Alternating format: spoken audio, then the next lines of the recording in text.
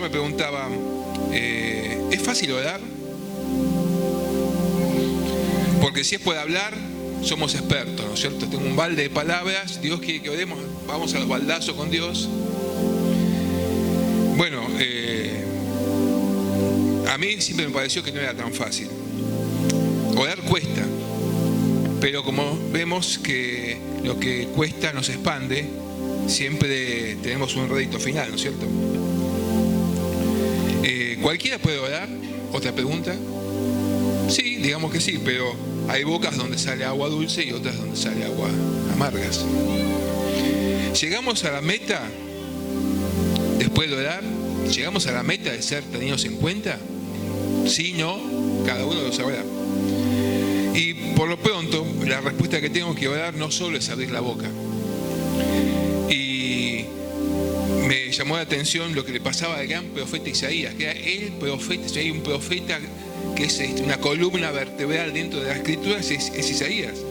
Y él mismo decía en el libro de él, en el capítulo 6, 5, dice: ay de mí, estoy frito, siendo inmundo de labios y habitando en este pueblo que es peor que yo, estoy adelante del rey, dice, hijo de Jehová de los ejércitos. Acá fui, nada más que por mi boca.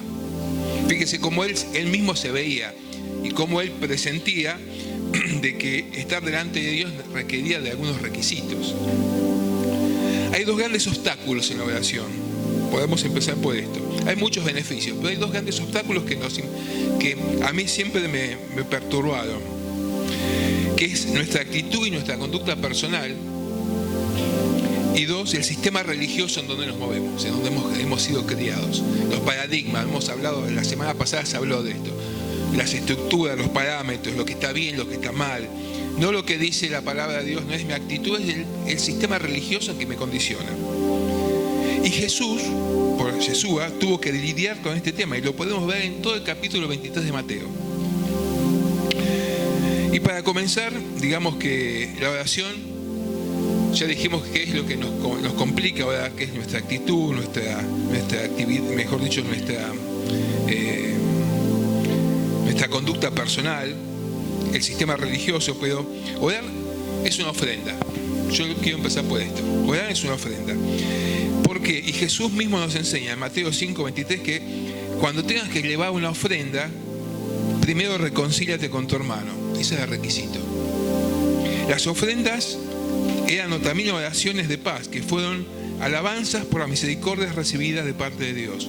Una ofrenda de agradecimiento por las bendiciones que se disfrutaron. Una ofrenda voluntaria que se hacía levantando el incienso de la tarde. Eso es una oración, una ofrenda. Pero primero, la condición para que esa ofrenda sea acepta era, por lo menos, reconciliarnos con los que tenemos al lado. ¿Qué les pasó a los hijos de Aarón?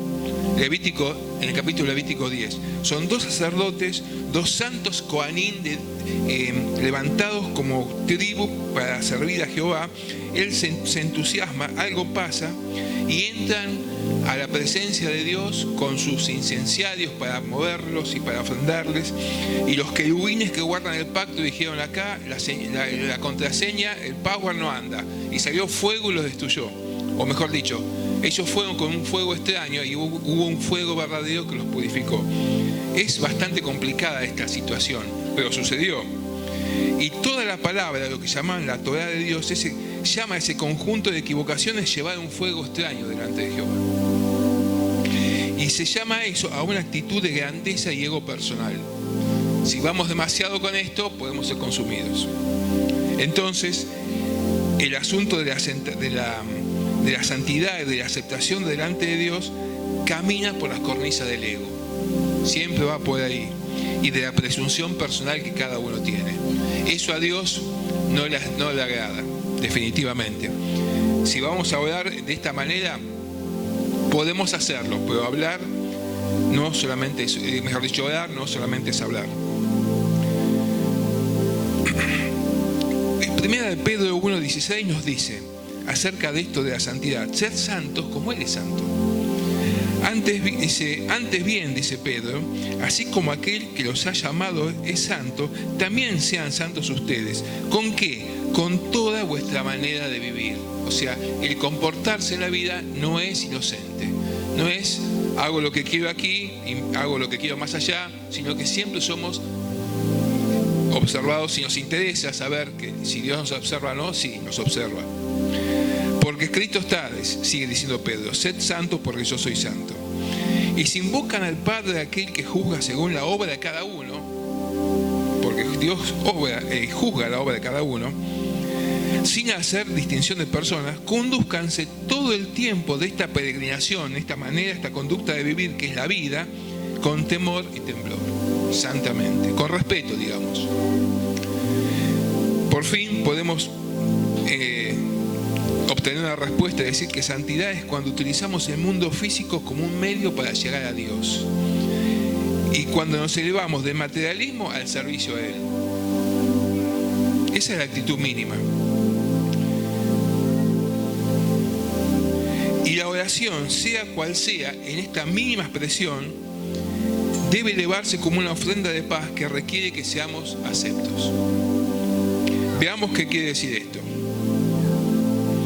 Nosotros sabemos que fuimos santificados por la sangre del Cordero, sí. Pero hay veces que no estamos aptos para presentarnos delante de Él, porque nos ensuciamos en el camino. Aceptos, aptos es muy parecido. En hebreo hay una palabra que se usa mucho, que significa estar apto, pues, y es kosher. Hay comida apta, kosher, hay vestiduras aptas para el sacerdote o para nosotros. Jesús fue un rabino kosher, y no significa santidad, significa estar aptos. En el año más cargado, y quiero hacer esta distinción y quiero hablar de esto, en el año más cargado de la vida del Señor Jesús, ¿cuál fue el año de mayor demanda de Él? Y yo digo que fue el último tramo de esa carrera. Cuando Él ¿Él qué hizo en ese tramo? Se puso aparte y se santificó. ¿Se recuerdan? Está en la escritura, dice que Él se santificó para llegar a esa situación. No solamente estaba apto en todo su andar, sino que hizo más cosas, se santificó para la tarea que tenía por delante. Así que al presentarnos delante de Dios debemos estar aptos, y ese requisito mínimo para estar en su presencia. Y quiero, ahora les voy a mostrar un secreto que a mí me fascinó, me hizo recordar muchas cosas. Es un secreto de Yeshua, de Jesús, cómo hizo Él, cómo nos muestra la Escritura para estar delante, si queremos estar delante de Dios, si tenemos una aspiración con Él. Yo les voy a leer unos versículos y ustedes, si quieren, me van a... Si logramos entender cuál es el hilo rojo que une a todos estos versículos. Filipenses 4:8. Por lo demás, hermanos, todo lo verdadero, todo lo digno, todo lo justo, todo lo puro, todo lo amable, todo lo honorable, eso haced, piensen en eso. Segunda de Timoteo 3:16. Toda la Escritura es inspirada por Dios y útil para enseñar, para redarguir, para corregir, para instruir en justicia, a fin de que el hombre de Dios, dice, sea artios, sea como una articulación con Dios, con Dios mismo. Nosotros podamos articular y no tener artrosis con Dios, sino ser artios, perfectos. Filipenses 2:14. Haced todo sin murmuraciones y contiendas, para que sean irreprensibles y sencillos hijos de Dios sin mancha en medio de esta generación maligna y perversa. Primera de Pedro 1:3. Que toda alabanza sea a Dios, el Padre de nuestro Señor Jesucristo. Apocalipsis 5:13.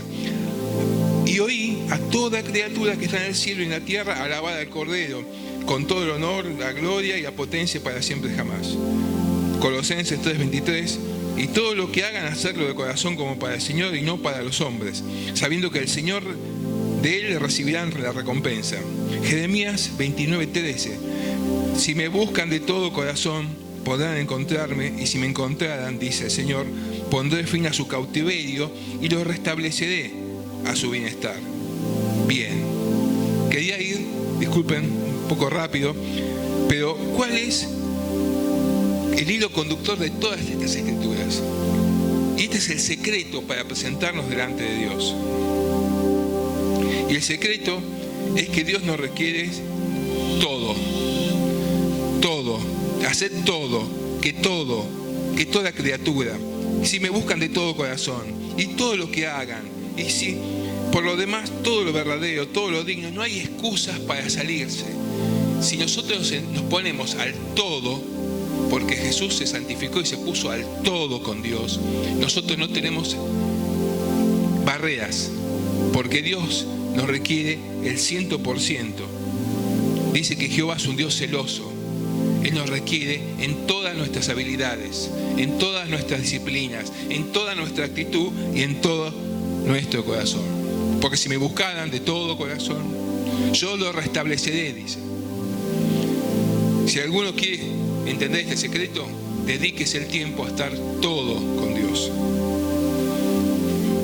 Gracias. Y así encontramos este versículo cuando Jesús hablaba de que Él era uno con el Padre, porque estaba unido en todo. Cuando somos todo con el otro, como nos pasa con los hermanos, porque también lo pueden ser, nos podemos ser como hermanos y como iglesia, hay un artios, una intimidad, una articulación perfecta. Y ser santo no es nada más ni nada menos que todo nuestro 100% con Dios.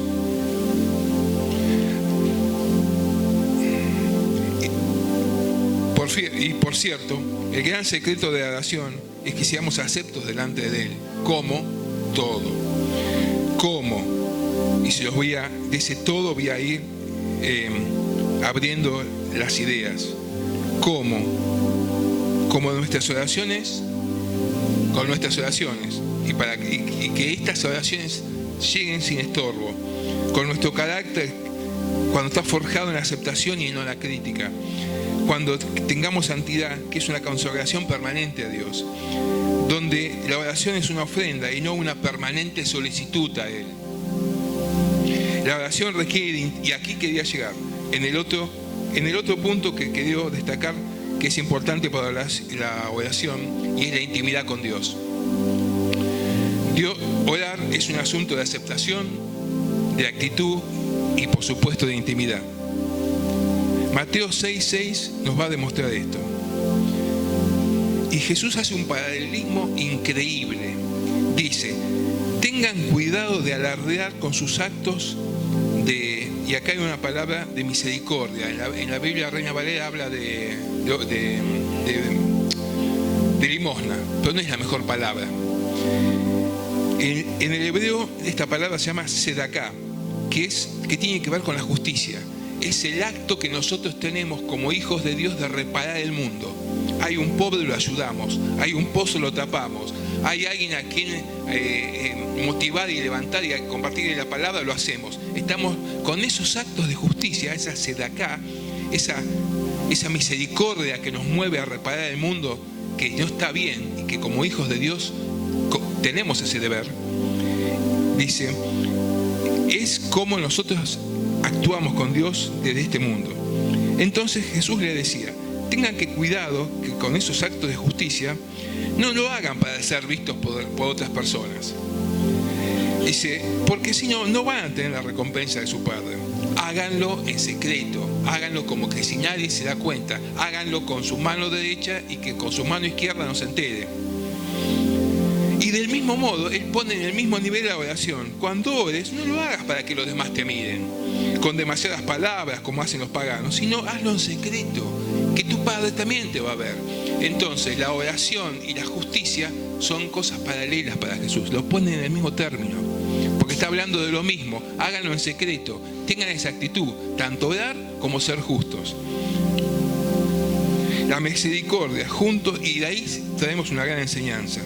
Misericordia y arrepentimiento y oración son las acciones humanas más poderosas, capaces incluso de torcerles los designios al mismo Dios. Si no, fíjense qué pasó con la ciudad de Nínive. Vayan, esto en 40 días no queda nada, hecho bolsa, pero si van y les predicás por ahí. Entonces, Jonás fue movido a misericordia porque no lo quería hacer. Y los de Nínive se arrepintieron y le oraron a Dios. Y Dios dijo, bueno, hasta acá llegamos, no era para ustedes. Se arrepintieron. Justicia, arrepentimiento, oración son las acciones más poderosas que podemos tener como seres humanos delante de Dios. Y una vez dentro de tu habitación, en lo oculto, en lo privado, habla tu Padre.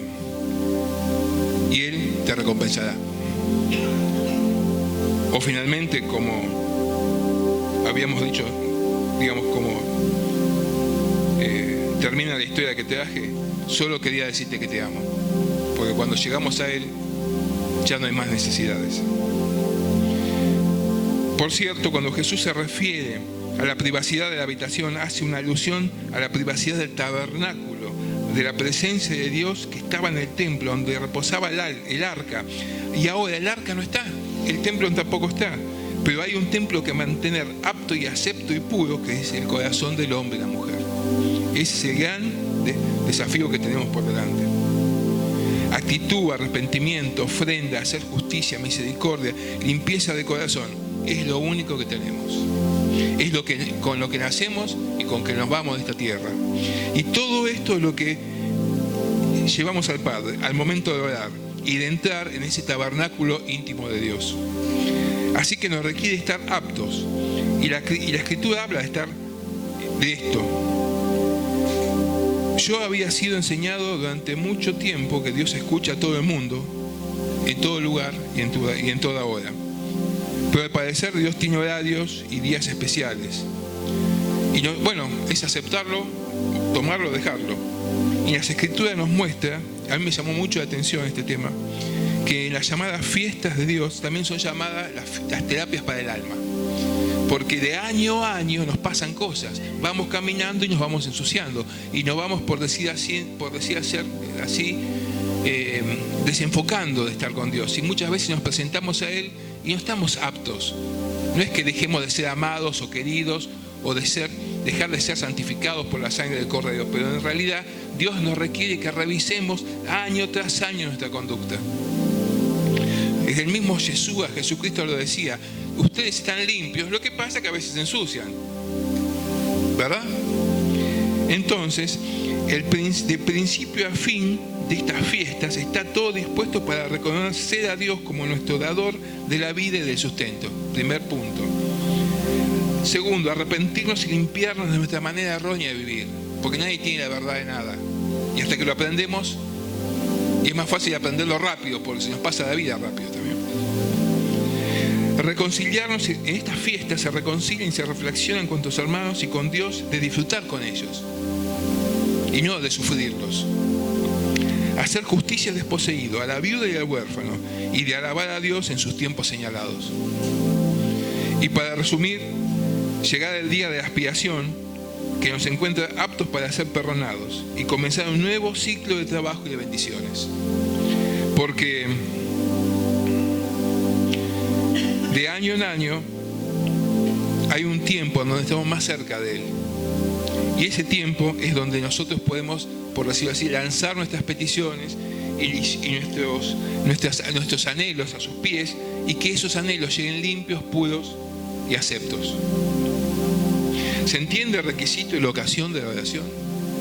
De llegar a Dios con una actitud pura, acepta y limpia. ¿Cuántas veces hemos terminado de orar y sentimos un dejo de nada? Me ha pasado muchas veces. Y a mí me ha tocado estar más de víctima de las circunstancias que de estar agradecido y acepto. Y me he preguntado muchas veces, ¿cuándo será el día que llegue a los altos de Dios de mi Padre con un corazón puro y no apurado? ¿Cuánto hace que no sucede de recibir lo que me merezco por tener una conducta acepta delante de Dios y dejar de vivir de milagros? ¿Se entiende? ¿Por qué Dios tiene que pasar por alto sus propias normas? Son preguntas que yo me hago. Y estar de milagrero en vez de ser buscado por nosotros como Dios Padre y amigo que interpreto de su voluntad. Hay muchas motivaciones para orar, pero todas terminan en el mismo punto: estar en la presencia del Padre, con lo que traemos, con nuestras ambiciones, nuestras cosas, nuestros perdones, nuestros pecados, nuestras angustias, y también con nuestro deseo de ser aceptos delante del Padre.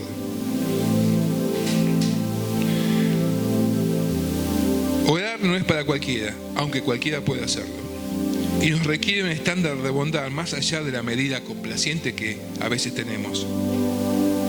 Y en definitiva, este es el camino del creyente.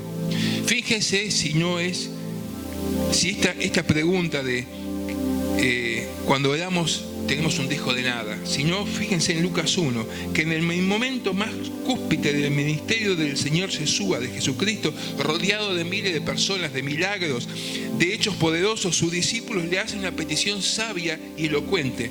Maestro, algo nos está faltando, enséñanos a orar. ¿Cómo? ¿No aprendieron en todo este tiempo? Obviamente estaban queriendo más. Y lo vamos a ver desde este punto de vista. Y el Señor Jesús les enseña, les da una enseñanza que luego se convirtió en una letanía repetitiva, pero no es eso. Es una enseñanza profunda, que la cual conocemos como el Padre nuestro. Padre que estás en el cielo, tú eres todo, el único y verdadero y justo, Rey aquí en la tierra como en el cielo. Tu nombre es todo lo que necesitamos, porque entendemos que tu santo nombre es poderoso y ante el cual se dobla toda rodilla aquí y en el cielo. Tu voluntad es soberana y todo lo que digas está bien para nosotros. No tenemos nada que decir. Danos tu pan. Estamos hambrientos de justicia y verdad, ya que no solo vivimos de alimento del cuerpo, sino de toda palabra que sale de tu boca. Necesitamos de tu perdón como nuestros hermanos necesitan que nosotros los perdonemos. Dios, quiero decirte y quiero que lo sepas, nadie me debe nada. No sea, yo te pido por favor que en la corrección que me toque por mis errores, no permitas que el mal me alcance y yo claudique por su influencia. Y aquí vimos esta gran enseñanza donde se compaginan todos los mandamientos de Dios, todas las palabras de los profetas y toda la actitud del ser humano, que es lo único que necesitamos delante de Dios, echando por tierra toda mala influencia religiosa, que es el segundo punto en la cual nos están influenciando para llegar a Dios. Y entendimos que orar es una actitud proactiva durante toda mi vida. Y fíjense, en Proverbios 28:9, el que aparta su oído para no oír la ley de Dios, aún su oración es abominable. O sea que es una asquerosidad. Dios escucha todo, sí, pero hay oraciones que son abominables, porque la actitud no condice. Salmo 138:6, porque aunque Jehová es excelso, Él cuida de los humildes y pequeños, mientras que el orgulloso lo mira de lejos. Al orgulloso también escucha a Dios, sí, Dios escucha a todo el mundo, pero no te estoy escuchando, estás algo lejos. Pero aún así, los atributos de bondad de Dios, por esos atributos de bondad nos fuimos consumidos. Y aún ante el orgulloso y el abominable, Dios es compasivo. Es poderoso en compasión porque cuida de su criatura según sus necesidades. Es misericordioso. Es clemente, lento para la ira, generoso, verdadero e íntegro, bondadoso por 1000 generaciones, perdonador de las iniquidades de nuestras transgresiones y de nuestros pecados. Y cuando nos arrepentimos sinceramente, Dios borra de su registro todas nuestras transgresiones. Ahora, Dios toma tu vida en sus manos. Hasta que comienzas a crecer. Pero si persistes en la terquedad y en la conformidad de la ignorancia y pasas la vida como un miserable en vez de como un hombre y una mujer bendecidos, no esperes más que migajas. No esperes más que migajas de tus oraciones, porque nuestra actitud proactiva es necesaria para ser aceptos delante de Dios. Y el contexto de la religiosidad como un impedimento para nosotros ha sido cumplido hoy mismo, se ha cumplido ante los ojos de la iglesia cristiana las palabras del Señor Yeshua en Marcos 11:17. Dice él, está escrito en la escritura que mi casa será llamada casa de oración para todos los lejanos, mas ustedes la han convertido en cueva de ladrones. El argumento de la cajita feliz del cristianismo moderno, donde Dios escucha a todo el mundo y te da lo que deseas, nos pone en un lugar muy vulnerable como creyentes, a la hora de estar en crecimiento de nuestra relación con Dios. Tanto ayer como hoy, todo lo que hacen, lo hacen para ser vistos por otros. Pues aman estar vestidos con sus trajes de alpaca y sus corbatas de seda, viajar en aviones y en limusinas. Les fascinan los lugares de honor y de los banquetes, y aman ser saludados con deferencias en la ONU o en las presidencias de las naciones, y ser llamado pastor, profeta, líder y apóstol. Tengan esto en cuenta, porque a la hora de abrir sus emociones ante cualquier vago que se hace llamar profeta o pastor o apóstol, todo quedará circunscrito a su voluntad y no a la voluntad de Dios. Y fíjense, y quiero mostrar algo que tiene que ver con estas cosas al día de hoy. El joven David, siendo pastor, él mismo dice: yo era pastor de las ovejas de mi padre, que es una imagen del Señor Jesucristo, de Yeshua. Dice: yo era pastor de las ovejas de mi padre, y cuando venía león u oso y atacaban las ovejas, yo salía detrás de él y los rescataba de su boca, les quebraba la mandíbula y los mataba y los hería y libraba las ovejas de él. ¿De dónde los sacaba? De su boca, porque vienen y te fascinan con sus palabras, y son como el oso o el león que se roban las ovejas, fascinando a tontas ovejas que se van con ellos. Igual Job decía de esta gente, del Leviatán: ¿quién abría las puertas de sus fauces? Alrededor de su boca hay dientes de terror. Claro, son terroríficos y fascinan a las ovejas, pero el Señor sale atrás de ellos y les rompe la boca. Y nosotros trabajamos en esa cosa mancomunada con el Señor Jesucristo para librar de la boca perversa a las ovejas perdidas. Por el contrario, Dios escucha a quien está en orden con su palabra. Dios escucha al humilde y al obediente con él. Recordemos que fe y obediencia son parte del mismo asunto. Dios escucha al arrepentido como requisito fundamental, que es con las palabras que comenzó el Señor Jesucristo su ministerio: arrepentíos. Dios escucha al agradecido y misericordioso y generoso, al que hace justicia en esta tierra. Dios escucha y podemos cultivar los mismos atributos que Dios nuestro Padre, como sea escuchar. Desde la verdad, pasando por la misericordia y llegando a la valentía y las agallas para afrontar los desafíos de esta vida. Estos son algunos de los beneficios de una vida de intimidad con Dios. Pero hay veces que no podemos orar, porque a veces me pueden decir: Raúl, yo estoy en el horno y no, por más intimidad que quiera, no lo logro hacer, no llego. Hay un dejo de que no alcanza. Por eso me sorprendió cuando leí esta escritura. Nosotros, con el último sorbo y el último aliento en nuestra boca, podemos pedirle a Dios que nos envíe los espíritus ministradores. Zacarías 12:10: y derramaré sobre la casa de David, que están en cualquiera, el espíritu de gracia y de súplica. Ellos van a poder tener súplica delante de mí, y me mirarán a mí, a quien han traspasado. Dice, se lamentarán, lo van a entender, porque si no les doy el espíritu de gracia y de súplica, jamás lo van a ver. Miqueas 3:8: y decía el mismo Miqueas, el mismo profeta: yo en cambio estoy lleno del espíritu del Señor y de poder, de juicio y de valor, para dar a conocer tu palabra. Isaías 11:2: reposará sobre él un espíritu de sabiduría, inteligencia, consejo y de poder. Juan 16:13: él vendrá sobre él el espíritu de verdad y los guiará a toda verdad, como también a toda oración, para poder acercarme a Dios.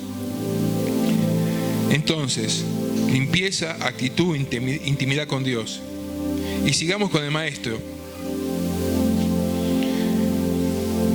Dice, y quiero enfatizarles otro punto de vista.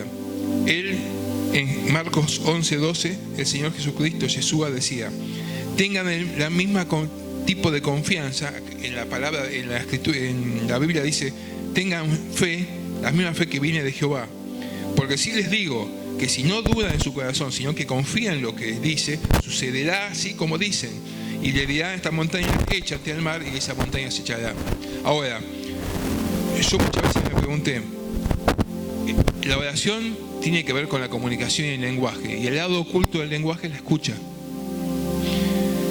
¿Yo me puedo presumir y decirle a la montaña que se eche al mar? ¿O yo debo escuchar que Dios me dice, decirle a la montaña que se eche al mar? Yo no puedo presumir sobre mis actitudes, sino tener la escucha suficiente en esa intimidad con Dios para que Él me diga la locura que me pueda decir y yo tomarla en cuenta. Gracias.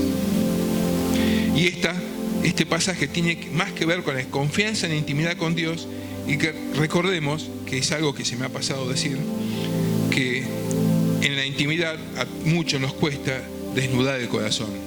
No es sencillo. ¿Y cuándo será el día que llegue a los atrios de Dios con un corazón puro y no apurado? Es la misma pregunta. Para tejer una intimidad donde sí haya confianza y todo pueda suceder. Estas son las claves del milagro de la oración. Confianza e intimidad para que todo suceda. Y por último, quiero traer a colación las oraciones comunitarias. Son muy poderosas cuando compartimos una causa común. El amor, por ejemplo, el perdón, el compartir la palabra. Hay una energía y un poder maravilloso, y ese sentimiento de que todo se puede lograr y que todo puede ocurrir con estas oraciones. Cuando le hablamos a Dios, es bueno que estemos todos juntos y que seamos un solo cuerpo, una sola entidad. Esta es la maravillosa milagro, por llamarlo así, del cuerpo de creyentes. Porque es más fácil alcanzar la completitud entre todos que solo.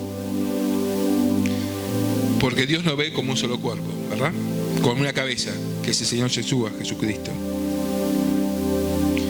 Y no hablamos, y en cuanto que busquemos de Dios una intimidad y no busquemos solo sus favores, las cosas van a suceder más rápido.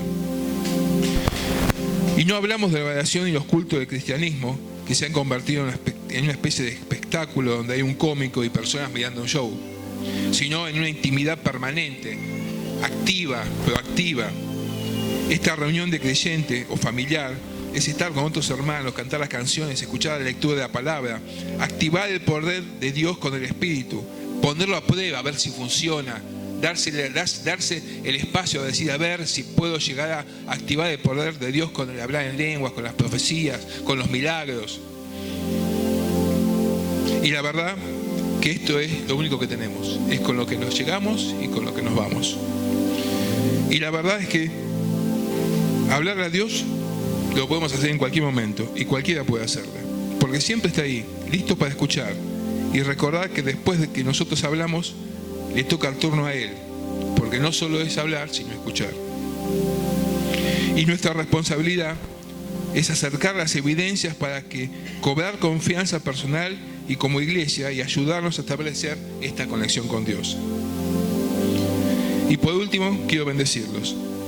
Luego de decirles que Jehová, Dios siempre escucha nuestras oraciones, que limpiemos nuestro corazón para llegar más cerca a Él y que estemos aptos y confiados delante de su presencia y no temamos de desnudar nuestro corazón, porque Él lo ve todo en secreto. Jehová te bendiga y te guarde. Jehová haga restablecer su rostro sobre ti y tenga de ti misericordia. Jehová levante hacia ti su rostro y ponga en ti shalom, paz. Dios los bendiga y tengan una gran semana por delante.